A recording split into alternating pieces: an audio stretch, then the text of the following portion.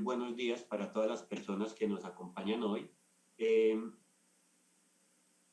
este debate pues lo titulo Renovación urbana hacia una ciudad densa, diversa y accesible, y pongo estas tres características porque son requisitos básicos del modelo de ciudad que llevamos ya un par de décadas planeando. Precisamente quiero empezar por dar algunas nociones sobre lo que es el modelo de ciudad, ¿cierto? El modelo de ocupación de la ciudad, porque este modelo que voy a describir pues no comprende todos los aspectos, digamos, sociales, culturales, etcétera, de una ciudad, sino que se refiere al modelo físico de ocupación del territorio. Este mapa, este plano describe con dificultad, pues porque tiene muchos detalles, las principales características del modelo de ciudad que venimos planeando podría decir hace 20 años, pero uno fácilmente puede extenderse en el tiempo y encontrar sus raíces mucho más atrás. Voy a describirlo brevemente. En primer lugar, pues no se trata obviamente solo del municipio de Medellín, estamos hablando de la metrópoli, ¿cierto? Entonces aquí se presenta el mapa completo del Valle de Aburrá. Voy a describir algunas cosas. En primer lugar, vemos que el modelo de ciudad nos sugiere que tenemos que concentrar el crecimiento de la ciudad a lo largo del río, que es nuestro centro, nuestro eje natural.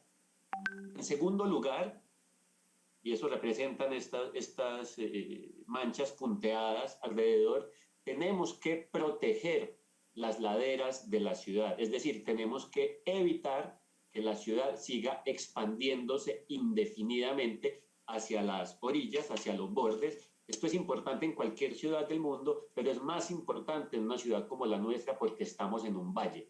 Y si hay algo que caracteriza a la capital de la montaña, pues es poder ver la montaña. Y el día que perdamos esa vista, estaremos en una catástrofe. Y hay algunos ejemplos terribles de las ciudades que han dejado perder sus montañas por no controlar la expansión urbana. Entonces tenemos claro pues que se concentra el crecimiento en el río, se detiene la expansión hacia las laderas y se consolida la ciudad, además, en lo que podríamos llamar la llanura o la baja ladera, que es todo el resto de la zona. Además, obviamente, se habla de que tiene que haber una estructura de servicio público en general, ¿cierto? De transporte público, de educación, etcétera, que están adecuadamente pues, cubriendo el territorio. En el debate que tuvimos hace ya 15 días sobre transporte público, me enfoqué en el sistema estructurante de transporte público. Esta vez voy a hablar más de la ocupación. Y finalmente, pues tenemos aquí estas tres grandes manchas rojas que corresponden, la del centro, corresponde a la centralidad de nuestra ciudad, aquí donde está el Concejo de Medellín, y se ha hablado hace más de 10 años ya de un par de centralidades adicionales en el centro y en el sur, porque uno de los conceptos de la ciudad moderna es el policentrismo. Entonces la idea de que haya una red de centralidades de diferente jerarquía que permitan concentrar o más bien desconcentrar en el territorio todos los servicios que requiere la ciudadanía. Algunas digamos ya, frases célebres han servido para describir este modelo de ciudad. Entonces se habla de crecimiento hacia adentro. Esa frase ustedes la van a encontrar en todos los POTs de Colombia, diría yo, está siempre la idea del crecimiento hacia adentro, esa es una. Y segundo, está la idea de la sana mezcla de usos, y es romper con el modelo que se impuso en el siglo XX de que los usos tenían que estar separados, de que uno no puede mezclar una zona comercial con una zona residencial o con una zona industrial. Esta idea ya está reevaluada y ahora hablamos entonces de volver a mezclar sanamente los usos. Y finalmente, como siempre, en cualquier ciudad, pero más importante en la nuestra, necesitamos tener una adecuada estructura natural. Ya pasamos muchísimos siglos creyendo que la naturaleza era el obstáculo a vencer para lograr el desarrollo. Hoy sabemos que la naturaleza no es el obstáculo a vencer, es el determinante natural de lo que hagamos, y que si la violentamos, pues ella va a terminar cobrándonos eso. Este es pues el modelo de ciudad, insisto, crecer hacia adentro, detener el crecimiento hacia afuera. Sin embargo, la realidad es otra. Este mapa que construimos ya hace 10 años durante la realización del Plan Director Bio 2030 nos muestra las tendencias de crecimiento del Valle de Aburrá. Es decir, hacia dónde está realmente creciendo la ciudad. Allí vemos todas estas manchas de colores, lo que nos muestran es que la ciudad está creciendo es hacia afuera. Más allá de este gris que representa la ciudad, digamos, ya construida, estas son las tendencias de crecimiento. Crecimientos de diferente tipo y por eso allí hay pues diferentes colores.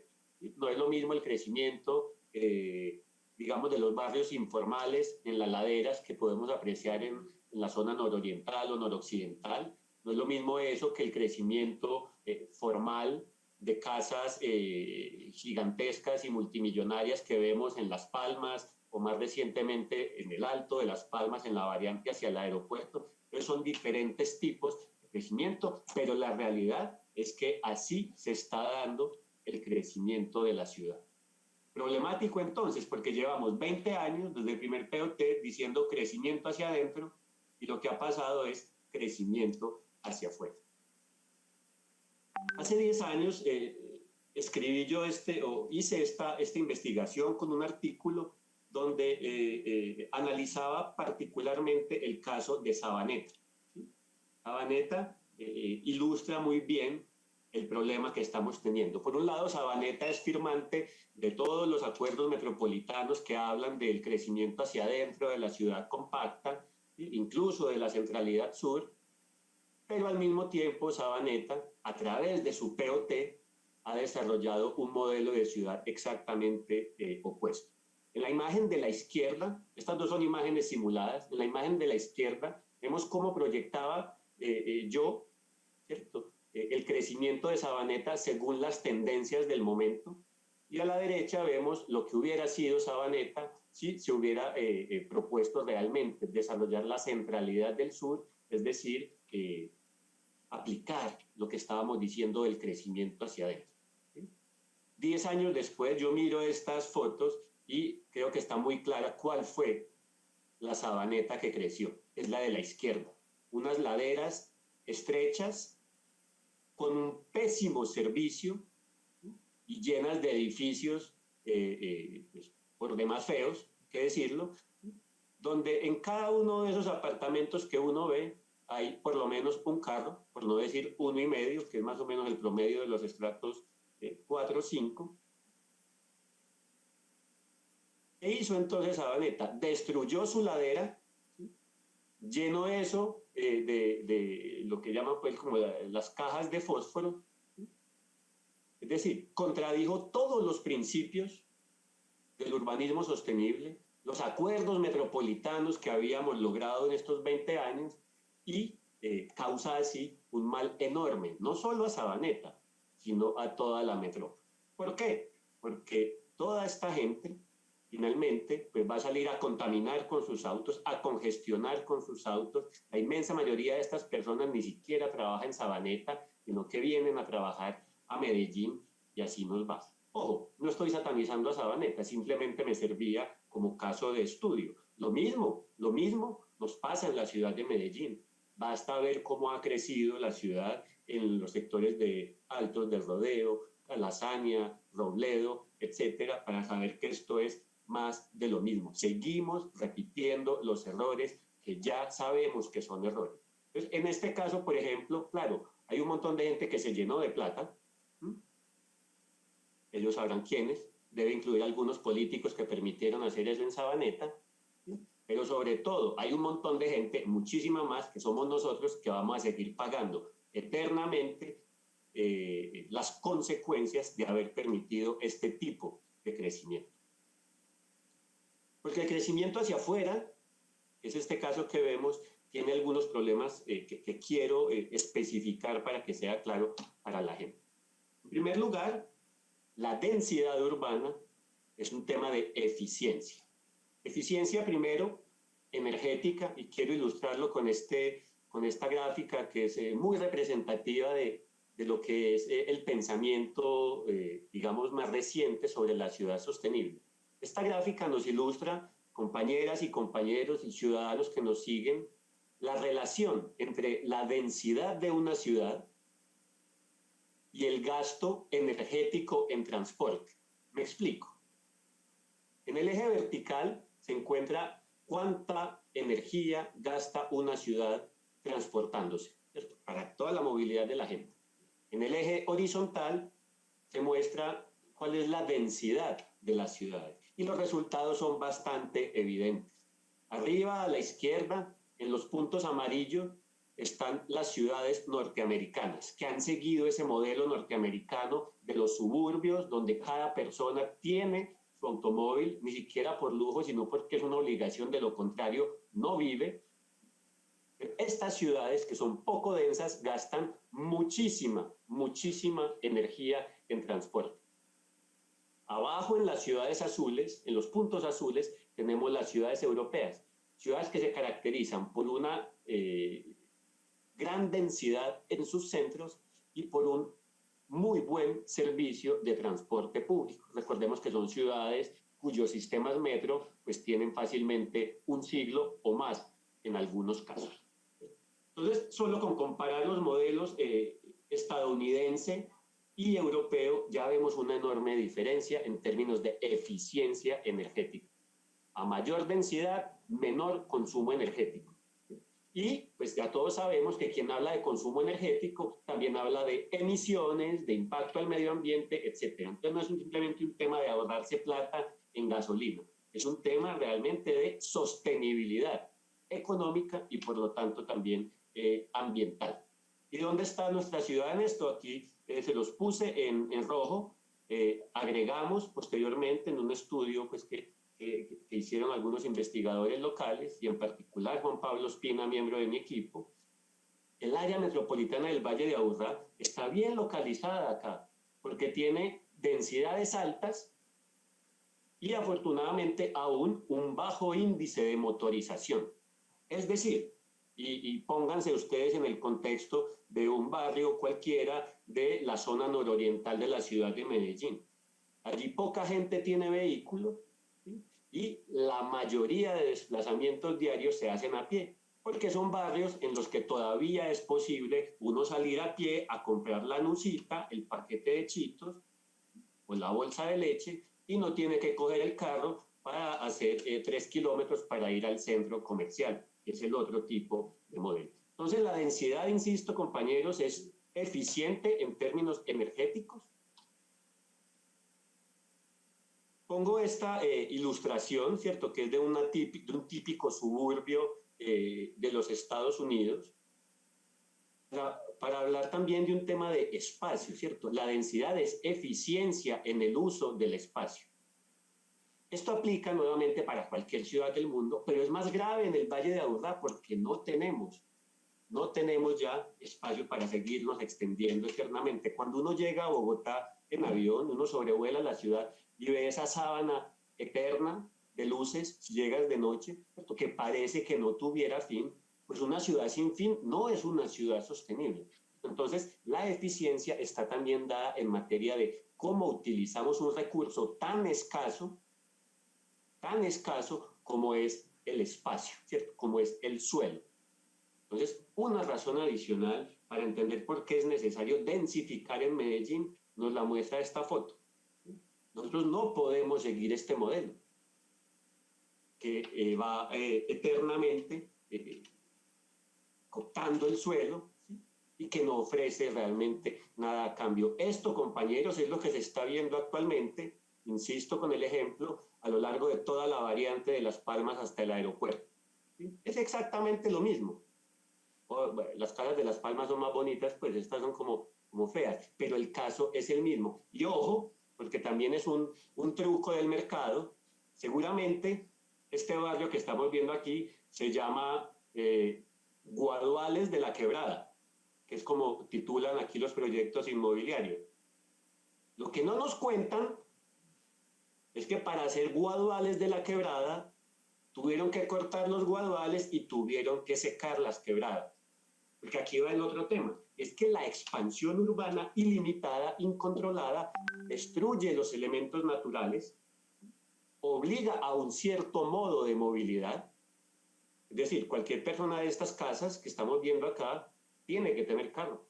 De lo contrario, pues no tiene nada, no hay ni siquiera andenes allí. Y esto es lo que está pasando también en nuestra ciudad. Ahora, yo entiendo que la palabra densidad asusta a la gente, asusta a los potenciales clientes del sector inmobiliario. La gente le dicen densidad y se imagina un montón de cosas malas. Se imagina tumulto, caos, inseguridad, desorden, ruido. Pero ojo, hay unas condiciones reales bajo las cuales la gente acepta la densidad. Y esencialmente es que la densidad debe rimar con centralidad. Es decir, la gente está dispuesta a vivir en un lugar denso siempre y cuando, y estas características no me las estoy inventando yo, salgan y pregunten, hagan una encuesta, eso ya está estudiado. La gente acepta la densidad siempre y cuando en un lugar que sea fácilmente accesible, esté en un lugar donde haya cercanía de los servicios, es decir, la escuela, la tienda, el museo, el bar, el restaurante, la papelería estén cerca. Y finalmente, la gente acepta la centralidad, la densidad, siempre y cuando haya una dotación de espacios públicos y espacios verdes que de alguna manera mitigue esto. Pongo dos ejemplos acá, muy diferentes, pero ambos válidos, de densidades que riman con centralidades. A la izquierda está Ciudad del Río, ¿sí? Barrio de estrato 5, donde uno encuentra museo, clínica, hotel, bar, restaurante, parque, etc. Y al lado derecho está Moravia, ¿sí? Donde uno encuentra pues, una amplia oferta comercial y de servicios, digamos ya tales como escuelas, guarderías, centros de salud, etc. Entonces la densidad y la renovación urbana, por lo tanto, no son un tema de estrato 6 o de estrato 1. Son realmente, o más bien tiene una amplia diversidad de posibilidades, y esto nos hace pensar en algo que voy a venir después, y es que no hay una sola forma de densificar, no hay una sola forma de hacer renovación urbana, porque precisamente los territorios son muy diferentes. Estamos de acuerdo pues en que hay numerosas formas bajo las cuales la densidad es aceptada por la gente. Nos preguntamos entonces, ¿dónde debemos densificar y cómo debe ser esta densificación? El POT de Medellín, en su última versión del 2014, establece pues el tratamiento de renovación urbana para todos estos polígonos que vemos en color morado. ¿Sí? Primer acierto ahí del POT es que efectivamente la renovación urbana la hace corresponder con el corredor del río Medellín. Ahora, vale la pena detenerse a pensar por qué es allí, ¿cierto? Más allá de lo que expliqué del modelo de ciudad. En primer lugar, estos suelos que vemos en morado, la mayoría de ellos a lo largo del río Medellín, son suelos que tienen una muy buena calidad desde el punto de vista geológico para construir, ¿cierto? Más fácil tal vez construir ahí que construir en una de las laderas del poblado desde el punto de vista técnico, pero bueno, esos problemas son superables. Segundo y muy importante, son los suelos que están mejor servidos por toda la infraestructura urbana. Ubíquense en cualquiera de esos polígonos morados y van a darse cuenta que por allí siempre hay cerca una o dos estaciones de metro, un par de avenidas, le pasan fácilmente por ahí 4, 5, 6 líneas de bus. Normalmente allí va a encontrar hospitales, universidades, teatros, museos, etc. Es decir, son realmente los suelos mejor dotados de la ciudad de Medellín. Pero, oh sorpresa, en los suelos mejor dotados de la ciudad de Medellín es donde vive menos gente. A lo largo del río Medellín es muy poca gente la que vive. Por eso se habla entonces de una subutilización del suelo de la ciudad. Porque justo allí donde tenemos los mejores servicios es donde menos gente está viviendo. Claro, uno hace el mapa mental o un sobrevuelo de la ciudad y se da cuenta de que todos esos sectores son generalmente edificaciones de 1 o 2 pisos, algunos industriales de gran tamaño, otros más, digamos, de garajes, parqueaderos, almacenes, etcétera, que son actividades muy necesarias para la ciudad. Eso no se discute y quiero que quede claro que la renovación urbana no significa que queremos echar a los industriales o a los comerciantes. Estoy diciendo acá es que encima de todos esos espacios dedicados al garaje, al parqueadero o al taller, podría caber fácilmente toda la ciudad del futuro. O bueno, no toda, pero sí un buen porcentaje. Se estima que en los próximos 15 años al Valle de Aburrá vamos a ser 800.000 habitantes más. 800.000 habitantes más, y eso que estas estimaciones no tenían en cuenta la ola de migración de ciudadanos provenientes de Venezuela. Pero bueno, 800.000 personas más en 15 años del Valle de Aburrá, tenemos que preguntarnos dónde las vamos a acomodar. Si las seguimos acomodando tipo Sabaneta, tipo Altos del Rodeo, tipo Calasaña, entonces en cuestión de 20 o 30 años, compañeros, ya no vamos a ver las montañas, porque nos las van a tapar. Y no es solamente un tema de que no puedo ver la montaña, es que mientras más lejos viva la gente, más le cuesta al Estado atenderla.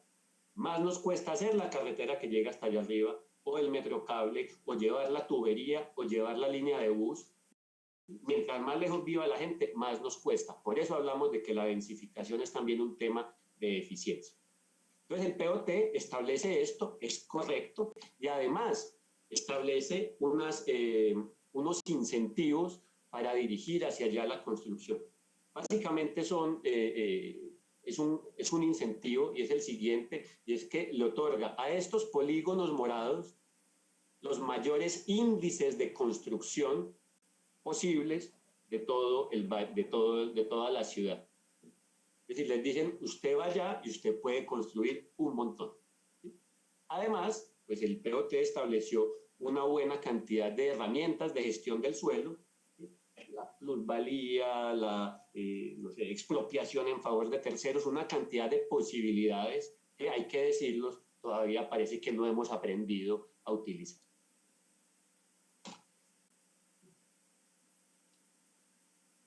¿Por qué entonces, pese a que llevamos 20 años diciendo esto, pese a que los POTs han sido, digamos, generosos con el tema de la renovación urbana y han establecido incentivos interesantes, por qué la renovación urbana sigue siendo tan difícil en la ciudad de Medellín? Voy a mencionar 4 aspectos. Qué pena, los amigos de comunicaciones me dicen cuánto tiempo me queda. Voy a mencionar 4 aspectos entonces que han sido obstáculos para la renovación urbana. El primero, el valor y la disponibilidad del suelo. Generalmente cuando uno ve ejemplos de renovación urbana en el mundo, encuentra que se hicieron sobre unos suelos, antiguos suelos industriales que ya estaban en desuso.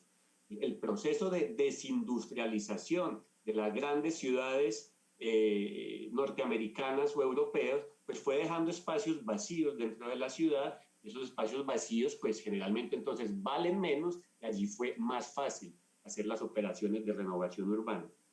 No es el caso en Medellín. En Medellín, si bien también se ha vivido una cierta desindustrialización, uno no encuentra grandes espacios, digamos, vacíos o abandonados. Estos viejos espacios industriales siguen estando ocupados y por lo tanto su valor es altísimo. Hay un primer problema muy delicado que yo espero que ahora los expertos que tenemos profundicen en este tema. Entonces, ¿qué pasa cuando el valor del suelo es muy alto? Hace que las operaciones inmobiliarias pues, sean más costosas, algunas veces inviables o, y es lo que está pasando en Medellín, solo puedan ser dirigidas a los estratos altos.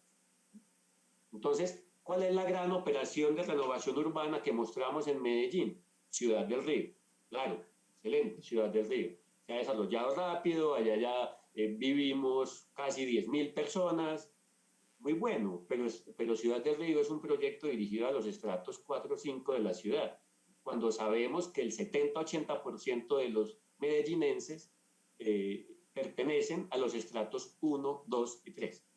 Entonces no estamos resolviendo el problema macro, que es el déficit de vivienda de la mayoría de ciudadanos, si simplemente sacamos adelante algunos proyectos de renovación urbana para estratos 4, 5 o 6. El caso de Naranjal es lo mismo, creo que es para estrato 5 también. Entonces estamos atendiendo solo una parte muy pequeña del público objetivo.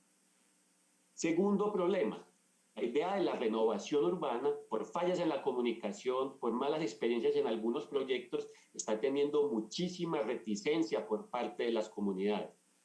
La renovación urbana, como se le ha vendido, por ejemplo, a la comunidad de Moravia, es la idea de una aplanadora que va a llegar tumbando lo existente y haciendo las mismas torres, digamos, sin alma que encontramos en el resto de sectores de la ciudad. Entonces tiene la razón la gente en decir, no señores, es que yo no quiero renovación urbana, muy bonito el modelo de ciudad, muy bonita la sostenibilidad, pero yo no quiero que me destruyan mi barrio. Entonces hemos fallado en eso.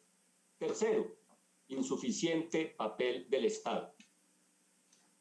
Sí, hemos hecho 3 o 4 POTs ya y hemos hecho documentos metropolitanos, hemos firmado de todo, hemos establecido incentivos, pero el sector público, el Estado, ¿sí? Y en este caso me refiero a la Alcaldía de Medellín, pero también a empresas públicas y al metro, tienen que jugar un papel más activo. No podemos conformarnos con establecer las condiciones y dejar y esperar que el mercado haga lo suyo. ¿Por qué? Primero, porque muchas veces para el mercado no va a ser viable, rentable o atractivo consolidar el modelo de ciudad que queremos, pero también porque si la sostenibilidad, si el modelo de ocupación de la ciudad es realmente un tema de valor estratégico para la Alcaldía de Medellín, pues la Alcaldía de Medellín tiene que jugar un papel mayor. Un papel mayor significa ser socio, ser partícipe, meter muchísima plata, ser un comprador frecuente de tierras, proyectando el futuro.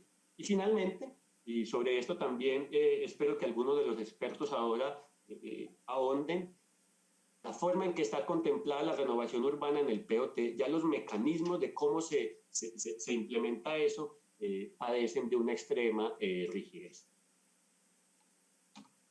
Sobre estos temas, ¿sí? Ya para ir cerrando, propongo pues algunas cosas. En primer lugar, y esto lo digo desde la experiencia que hemos tenido con la comunidad de Moravia, la comunicación tiene que ser muchísimo, muchísimo mejor si de verdad queremos tener comunidades aliadas de la renovación urbana. Máxime ahora que estamos bajo la sombrilla también de la política pública de protección a moradores que llega a complicar aún más los procesos de renovación. Entonces tenemos que hacer de las comunidades aliadas y no víctimas de los procesos de renovación urbana. Segundo, el tema del operador urbano. Ahorita también los expertos van a profundizar sobre eso. Necesitamos saber quién es el operador urbano en Medellín o quiénes son. Necesitamos cuestionar el papel de la EDU como operador urbano, porque a decir de todos los expertos, eso está siendo un fracaso, ¿sí? No de los expertos, de los actores del sector inmobiliario. Necesitamos impulsar a que los operadores urbanos sean buenos, sean ágiles, tengan billete, tengan dientes, porque de lo contrario vamos a seguir esperando toda la vida que esto pase poco a poco. Tercero, ya lo mencioné ahora, el Estado tiene que ser un protagonista. No es simplemente establecer las condiciones normativas. El Estado tiene que meterse en esto y repito, no solo es la Alcaldía de Medellín. Empresas como Empresas Públicas de Medellín y Metro de Medellín tienen el conocimiento, el interés estratégico en ser actores de la renovación urbana. Finalmente, pues si aceptamos que hay territorios diferentes, requerimos renovaciones urbanas con enfoques diferenciales. Estas 4 fotos que les muestro acá son calles de 4 barrios que están bajo el concepto de renovación urbana en el POT de Medellín. pero podemos ver que cada uno es completamente distinto.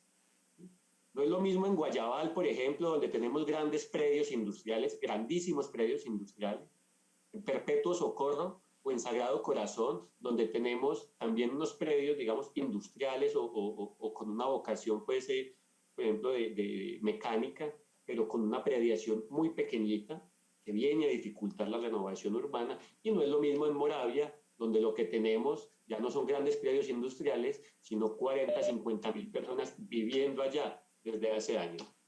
Un minuto, por favor.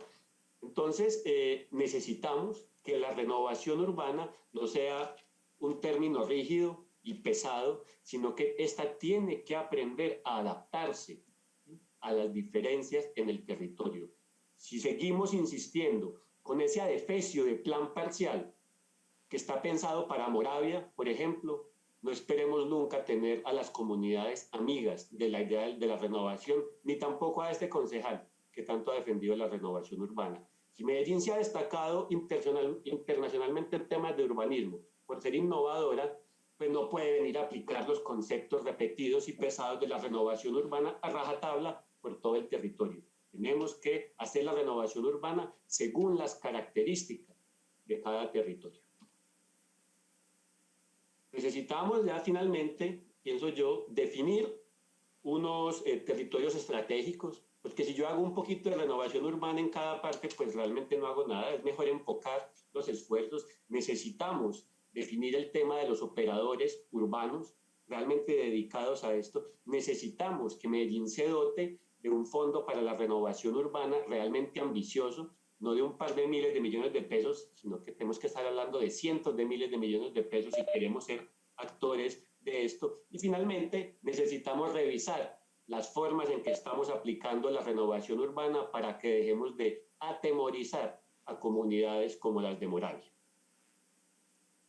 Hasta ahí mi presentación, señor presidente, señores compañeros. Espero que con las exposiciones de mis colegas concejales y en especial las de los expertos que hemos invitado, tengamos un mejor contexto de la importancia de la renovación urbana y sobre todo de qué vamos a hacer para resolver las dificultades que hoy se presentan. Muchas gracias por su atención.